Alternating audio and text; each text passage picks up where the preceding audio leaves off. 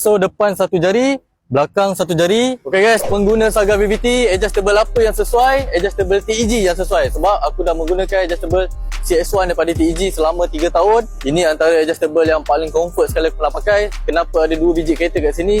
Sebab aku dah menggunakan. Jadi Saga VVT yang ni akan pakai. Sebab sekarang ni dia pakai sport spring yang dah dipotong.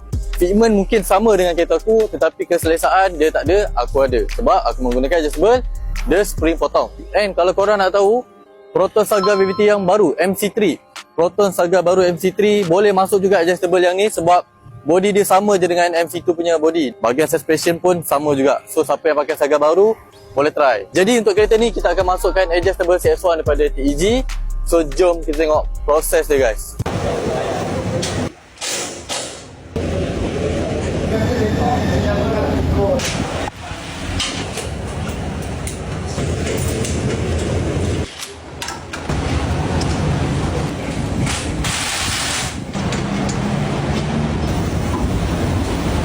So inilah dia setup untuk Saga tadi yang aku cakap. Sebelum ni pakai sport spring, kali ni pakai adjustable CS1 daripada TEG. So CS1 ni apa? CS1 ni adalah comfort series pada TEG. High low body shift, boleh service, lepas tu ada warranty.